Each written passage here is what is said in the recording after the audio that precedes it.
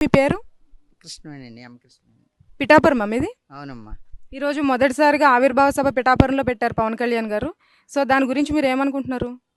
చాలా బాగా జరుగుతుందని అనుకుంటున్నాను. ఎందుకంటే ఆయనకి అభిమానులు అందరూ చాలామంది ఉన్నారు. ఎక్కడెక్కడ లేని సుట్టేపులు 57 పల్లెటూరులో ఉన్నాయండి పిఠాపురంకి ఎమ్మెల్యే గారికి. ఆ సుట్టేపులు 57 పల్లెటూరు జనం కూడా వచ్చేస్తారు. పై దేశాల నుంచి పై ఊరు నుంచి కూడా వచ్చేస్తారండి ఆయన మీద అభిమానం కొలది. ఆయన చూడడానికైతే ఆయనతో మాట్లాడడానికైతే ఏదన్నా కలిసి ఆయన ముఖం చూసని వెళ్దాం అనుకున్న వాళ్ళు వస్తారండి.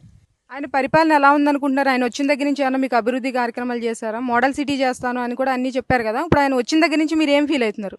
ఒక్కోటి చేసుకుంటూ వస్తున్నారమ్మా. అభివృద్ధి అంటే దేశం రాష్ట్రం అప్పుల పాల్లో ఉంది కాబట్టి కొంచెం చేసుకుంటూ వస్తున్నారు. కొంతవరకు ముందు జనం తిరగబరపడం రోడ్లు మాత్రం బాగు చేశారండి. కావాల్సిన షాపింగ్ కానీ అడ్డానికి జనం ఒక ఆటోలు ఏమైనా వెళ్ళడానికి కూడా రోడ్లు బాగా బాగు చేశారు. తర్వాత ముఖ్యంగా ఏంటంటండి, కూటమి ప్రభుత్వం చంద్రబాబు నాయుడు గారు వచ్చిన తర్వాత 4,000 రూపాయలు పెన్షన్ ఇచ్చారండి. ఒక్క మనిషి బతికేయడానికి 4,000 రూపాయలు పెన్షన్ సరిపోద్దాం, ఎవరి మీద ఆధారపడక్కర్లేదు. అలాగే ఇక్కడ వంగా గీత గారు ఇంతకు ముందు చేశారు కదా! ఆమె ఎలా పరిపాలన చేశారు? ఆవిడ పరిపాలన చేశారేంటండి, అంతగా ఇదిగోండి ఈ రోడ్లు గట్రా ఆవిడ ఇక్కడ ఈ గుడికాడ ఆవిడ ఏం చేయరు. ఇంకా ఉన్నది అంటూ మరి ఏం చేశారు లేదా మాకు తెలియదు. మాకు ఎంతసేపు వర్క్లే కదండి, ఆశా వర్కర్ నేను. మీరు ఆశా వర్కర్ అండి? అవునమ్మా. దాని గురించి మాట్లాడండి. అంటే ఇప్పుడు ఎంతమంది ఉన్నారు ఇక్కడ ఆశా వర్కర్లు? ఆశా వర్కర్ ఇక్కడ పిఠాపురానికి 14 మంది ఉన్నాం మేడం గారు. పాపులేషన్ అయితే 80,000 పాపులేషన్ మేడం గారు. ఈ 80,000 పాపులేషన్కి ఇంకొక 60 మంది ఆశా వర్కర్లు పడతారు మేడం గారు. కానీ 60 మంది కూడా వేయడం లేదండి. 4 ఎమ్మెల్యేలు మారారండి, ఎవరో కూడా పట్టించుకోవడం లేదండి. ఒక్కొక్కరు 3,000 పాపులేషన్ చూస్తున్నాం మేడం గారు. చాలా బాధ వచ్చేస్తుంది. తర్వాత మమ్మల్ని సచివాలయం ఏఎన్ఎంలకి అప్పచెప్పేశారండి. వాళ్ళ వల్ల కొంచెం మాకు ఒత్తిడిగా ఉంటుంది. ఆన్లైన్ వర్కులు కూడా ఎక్కువ ఇచ్చేసారు మేడం గారు, చేయలేకపోతున్నాం.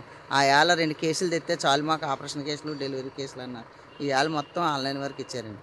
మాకు ఇచ్చేది 10,000 జీతం అండి. అయినా చంద్రబాబు నాయుడు గారు 7,500 ఇచ్చేవారండి. ఇదైనా మాకు సెంట్రల్ గవర్నమెంట్ కొద్దిగా సీఎం గారు సగం పిఎం గారు సగం ఎత్తారండి. ఈ 10,000 జీతం అయినా మాకు. ప్రభుత్వం ఇంకేమైనా సక్సెస్ చేయాల్సిన అంశాలు ఏమైనా ఉన్నాయంటారా? కూటమి ప్రభుత్వం ముందు టార్గెట్ ఏంటంటే, మనకు ఒక రాష్ట్రం అమరావతి కావాలి మేడం గారు. మనం చెప్పుకోవడానికి ఒక అమరావతి ఉండాలండి. దాని మీద ఫోకస్ ఎక్కువ పెట్టారు మేడం గారు.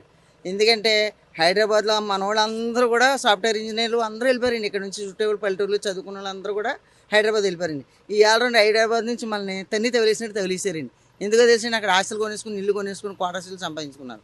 కానీ అక్కడ నుంచి ఆ రాష్ట్రం విడిపోయిన తర్వాత ఇక్కడ పంపించేశారు.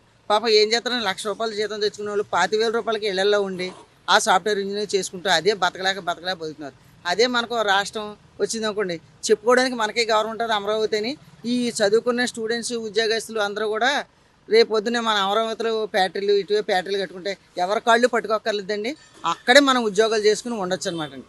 ఒకళ్ళ చేతి కింద బతకవలసిన పని ఉండదండి. ఆ కాన్సెప్ట్ మీద ఉన్నారండి చంద్రబాబు నాయుడు గారు అయితే, పవన్ కళ్యాణ్ గారు అయితే. ముందు ఈ చుట్టేపులు పల్లెటూరులు కూడా బోల్డని పొలాలు ఉన్నాయండి. నీరు కూడా ఇబ్బంది పడుతుంది 2 పంటలు రావడానికి కూడా. అందుకని పోలవరం కూడా పూర్తి చేద్దామని అనుకుంటున్నారండి.